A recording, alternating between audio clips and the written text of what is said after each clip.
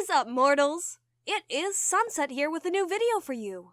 Welcome to part 3 of What If Izuku Was a Scarlet Witch? I just wanted to greet you guys by just saying, sit back and relax. You're in for a treat. So we begin. Izuku and Tokoyami panted heavily as they collapsed onto the green grass below them. It had only been a month since Agatha had started training, and the old woman had not wasted a single second. The efficiency in which she trained them showed steady improvement, albeit at the cost of many sore nights at bed, nursing bruises and exhaustion from their new routine. Weekdays were full of studying and smaller practical training for the duo, with weekends being far more physically and magically focused. In the beginning, Tokoyami's parents had worried that the preparation for the UA exams would affect his performance in class, but were shocked to see a great improvement in his grades. With their worries gone, nothing held the two back as they continued working as hard as they could. Within reason, of course. Agatha was a taskmaster, but she was no slave driver. She did not live as long as she had without understanding that children need time for rest and relaxation in order for them to grow. Midoriya, the passion of our sensei's teaching burns too bright for our bodies to remain unscathed. Yeah, she's really stepped it up to prepare us for the entrance exam to UA's hero course. The jungle-haired teen rolled one of his shoulders, wincing at a loud pop. You would never guess how strong Agatha-sensei is until you're sparring with her. I may be old, but I haven't lost my touch. Their teacher made her presence known to her pupils as she quietly walked behind them. I plan on making sure that both of you make high rankings in the exams.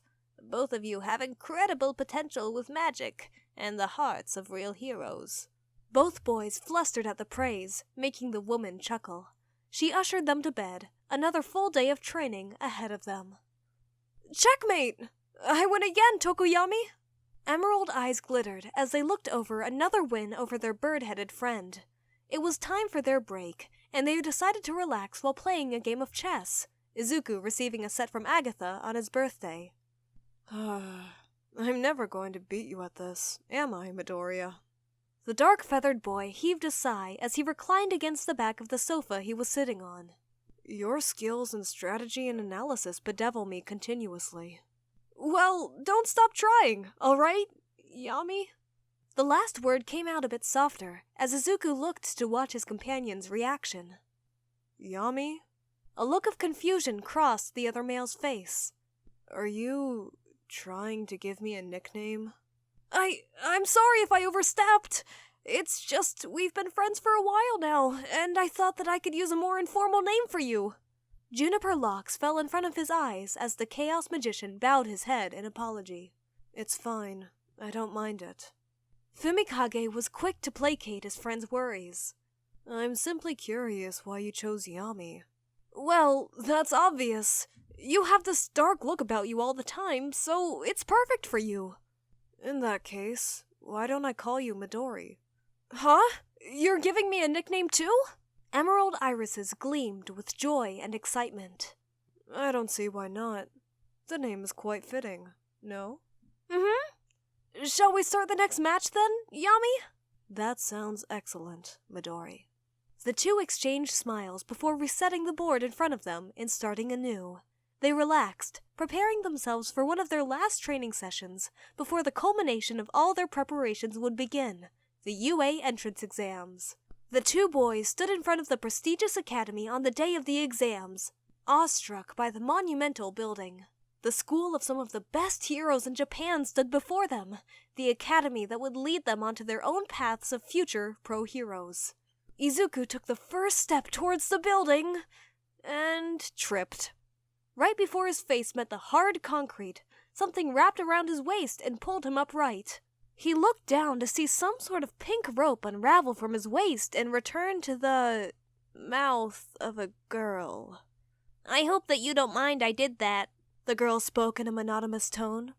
I just assumed that you didn't want to injure yourself right before the exams, kiddo. I don't mind at all. Thank you for the assistance. No problem. Good luck with the exams, kiddo. Good luck to you as well! As the girl walked ahead of the two friends, the bird-headed teen nudged his companion with his elbow. Try not to take a spill like that during the practical exam, Midori. It would be a waste of Agatha-sensei's training to knock yourself out before you get any points. Thanks for the vote of confidence, Yami. The feathered male just chuckled as they both entered UA. Both of them were assigned a letter and directed to a room where they would be taking the written part of the hero exams. The participants were allowed a brief moment to settle in before they finally began their test. As soon as he opened up the booklet and read the first question, gratitude towards his teacher washed over Midoriya, suddenly glad of the copious amount of studying he had done.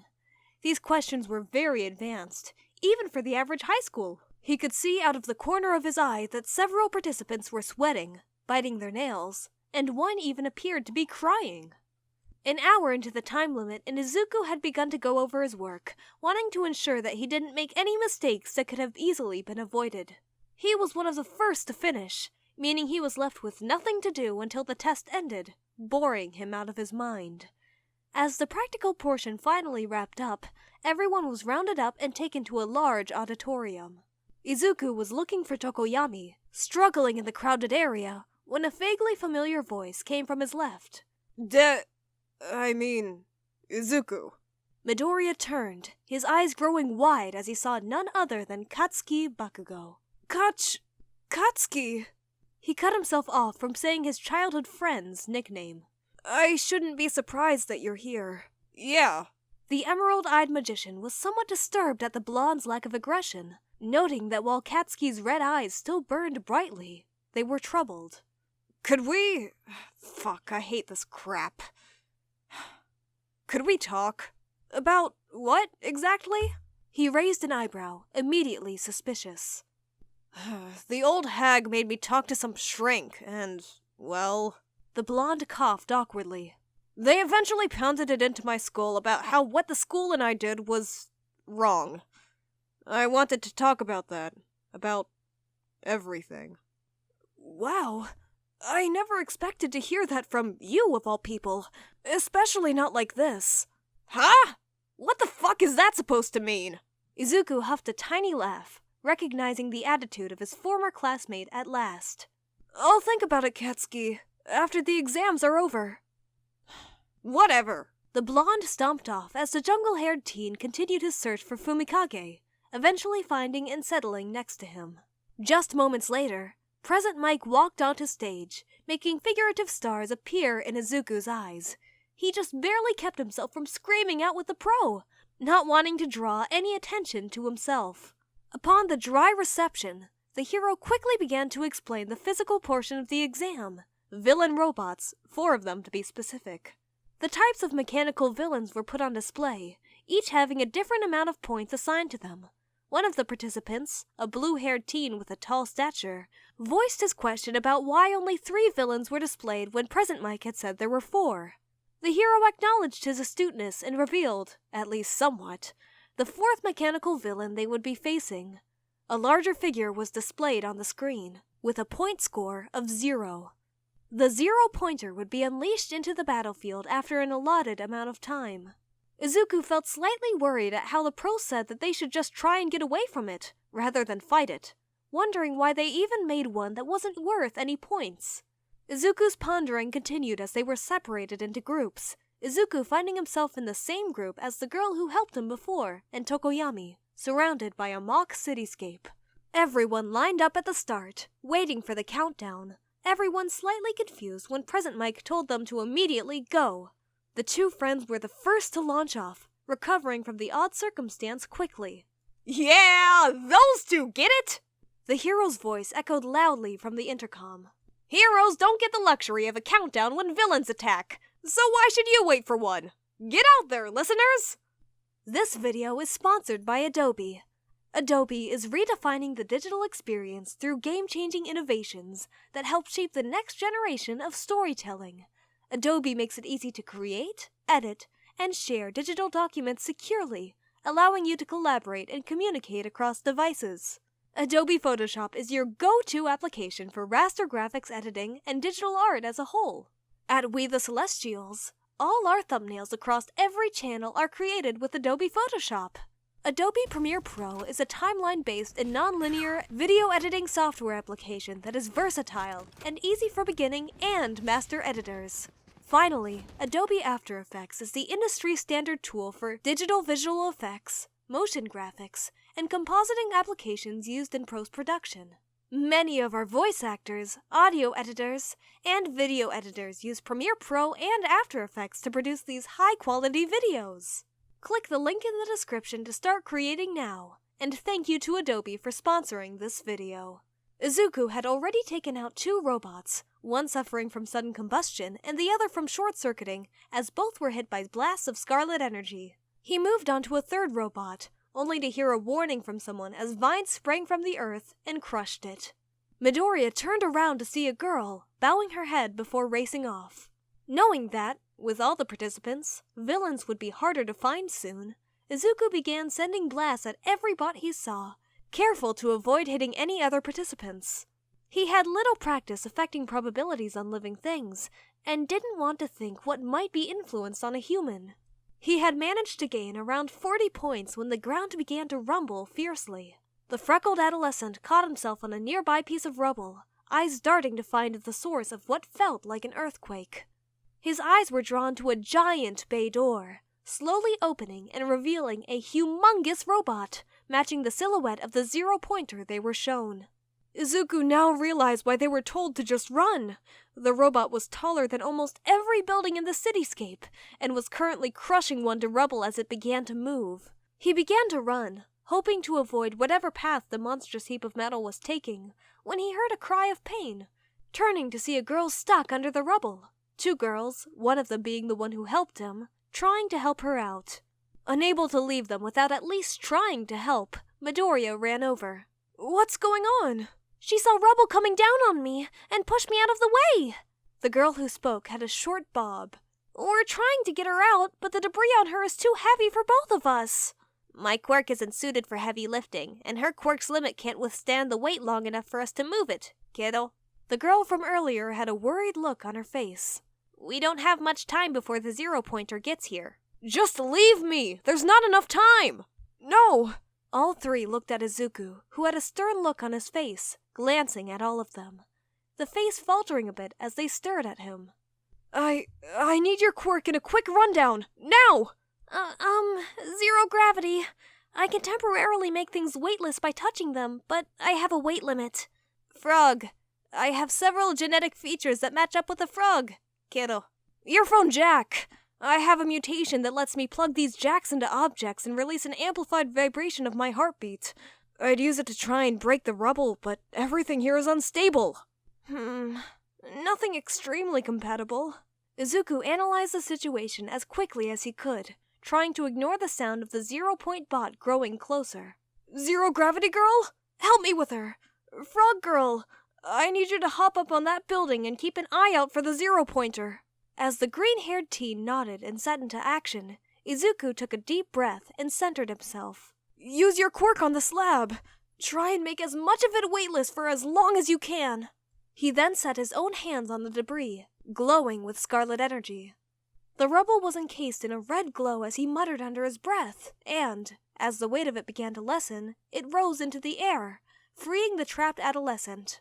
With a grunt, Izuku hurled it onto the street, panting a bit. The girl released her quirk, and promptly turned and threw up as he helped the trapped teen up. "Thank you for helping me." She sucked in a breath as she stood, staring down at her ankle that was twisted in an odd position. "It would have been cruel of us to leave you. Now, let's go before the 0-pointer. "It's closing in, kiddo." The frog-quirked participant jumped towards them all, landing smoothly. "We have to get out of here before we all get crushed." He nodded and draped one of the injured girl's arms onto his shoulder, having one of the others take her other arm. They moved from the path of the robot as fast as they could, but, just as they thought they managed to escape, it changed their path and came crashing towards them. "We can't move fast enough to lose it." "What are we going to do?" Izuku paused for a second, before slipping out gently from the shoulder he was holding and walking towards the robot, his hands glowing again. "Wait! You can't seriously think of taking on that thing. We don't have a choice. It's coming in too quick. You all need to keep going." He began to hover a few inches off the ground. "We can't just ditch you here. That's wrong." The injured girl was cut off as he turned to meet her eyes. his own now a brilliant shade of red. I'll be fine, maybe. Probability is on my side, after all. He shot them a nervous smile before turning back to the hulking mass of steel. The trio of females reluctantly continued trying to escape, hoping to find help. Izuku focused as much power into an attack as possible, the energy around his hands growing brighter and more aggressive. He yelled as he let loose a wave of pure, chaotic energy right towards the 0-pointer. The hex crept its way into the crevices of its body. For a moment, nothing happened, until a resounding boom echoed out as one of the mechanical villain's arms exploded at one part. Another let loose bouts of crackling energy as it swung oddly, knocking its own legs out from under it. It suddenly fell forward, both of its shoulders being pierced by the metal beams of the building it fell on. The metal beast lied there, squirming and unable to get itself back up as its systems went haywire with chaotic energy. Izuku panted heavily, relieved that he was able to stop such a giant object with his hex. He leaned up against a wall, sliding down as black spots danced across his vision. He heard the faint sound of his name being called before he finally succumbed to the inky darkness of his subconscious. Izuku woke up to the smell of antiseptic and the sight of white walls commonly used for hospital rooms. He groaned as he pulled himself onto his elbows, looking around his surroundings. Midoriya, you're awake. The freckled male turned to see his bird-headed friend beside, a relieved look on his face. I saw you pass out after downing the 0-pointer. The test ended soon after, and Recovery Girl brought us here. That's right! I managed to bring it down. Wait, did you say that Recovery Girl is here? Hero worship glinted in the fanboy's eyes as he whipped his head around. Indeed I am, and I must say what you did was extremely reckless, young man. She raised her cane and smacked Izuku's shin. That entire situation put you in life-threatening danger, and you ran towards it. You barely escaped quirk exhaustion with your little stunt. I apologize. There was just no way for us. Stop right there. You do not have to explain yourself. The petite woman sighed as she sat down on a nearby chair. What you did was reckless, but you did it with good intentions in mind. You saved the lives of those girls, and they expressed a large amount of gratitude. However, do not make it a habit of throwing yourself into life-or-death scenarios. Yes, Recovery Girl. Thank you so much. He looked up as the old woman waved him off, standing and heading over to her desk. You should be fine to go. I expect you to head right home. Your parents were contacted, and I believe Mrs. Midoriya was particularly distraught. Chia watched as the two nodded, scrambling up. Escort him home if you can, Mr. Tokoyami. His body may not be in the best shape after using so much energy. Of course, ma'am. The duo exited the building, Izuku moving somewhat lethargically after using up so much energy earlier. Just as they were about to cross the threshold of the gate, someone cleared their throat. Both of them turned to see Bakugou leaning against a wall. Took you long enough, nerd. Did you fuck yourself up during the exams or something? Or something. Sorry to keep you waiting. I'm guessing you still want to talk? Yeah. Oi, Featherhead! Could you move out of earshot? I just want to speak to Izuku. Fumikage looked to his friend, receiving a nod of confirmation before going to wait ahead for Midoriya. What's all this about, Katsuki? You haven't tried contacting me since I started homeschooling. I guess that I just wasn't ready to face you until now. Izuku's eyebrows furrowed as he listened to his former best friend. The shrink the old hag sent me to helped me realize that what I did was fucked up, and that the attitude I used to have wasn't going to get me anywhere as a hero. I'm no cowardly extra now, but I'm more conscious of shit now. Fuck, I'm rambling like an idiot. It's alright. I'm glad that you changed for the better. Izuku started to turn when Katsuki called for him to wait. I'm just gonna get to the point already. What I did was screwed up. I know that now. I just wanted the chance to apologize and try to start again. Emerald and Crimson eyes met, both carrying myriads of emotions. We used to be friends and rivals. We both wanted to become the best heroes we could, and always said that we'd push each other to the top. I want a chance to get that back. I sound like an emotional little bitch. Izuku was silent, shocked at the outburst from Katsuki. He couldn't think of any words to reply at the moment. Fuck. It's alright if you don't forgive me. I don't blame you. I just wanted to finally get that off my chest. See ya. As the blonde began to walk past the freckled teen, a hand lightly grabbed his shoulder. I hope that you pass the exams, Kachan. Like hell I'm gonna fail. But thanks. You can't be my rival if you flunk out of our dream school. The ashen blonde adolescent paused before barking out a laugh. He and Izuku walked out to meet with Tokoyami. The new and old friends were introduced, and despite some rough edges, the two got along decently. The trio walked towards the Midoriya residence. A bridge once burned by prejudice and hate began anew, like a sapling rising after an eruption. In the future, they would all push each other beyond their limits to grow stronger, each motivated by another to grow. One by one, the puzzle pieces that would create the future hero force of Japan fell into place. Of course, that would not be complete for some time, with many challenges standing in the way. The first being a blubbering Inko Midoriya and displeased Agatha Harkness. Izuku would sheepishly discover that scene as he arrived home with Tokoyami and Bakugou, apologizing profusely as they all entered the Midoriya residence. Upon hearing Katsuki's heartfelt apology, the trio were allowed to stay the night, after confirmation of their parents. The exhaustion of the UA entrance exams took its toll as they all soon fell asleep in Izuku's bedroom, dreaming of the letter that would be arriving in their mail soon. Thank you all for indulging yourselves in all this information thus far. I hope you enjoyed it. Now, there are a few more things that I'd like to go over before the video ends. Firstly, if you're in the mood for some great storytelling, We the Celestials has got you covered. Our We the Celestials My Hero Academia and Naruto What If channels retell the story of their namesake anime with a twist. Secondly, on behalf of We the Celestials, I'd like to thank everyone involved in the production of today's awesome content. Their details can be found in the description below. Lastly, if you're interested in what we do here at We the Celestials, then I'd like to extend you an invitation to join the team. The only caveat being that we only accept members from 16 years and up to join our crew.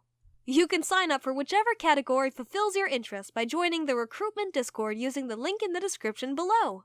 We're always looking for members to join us. Well, that's it from us for today's video. So thank you all for watching and have a great day!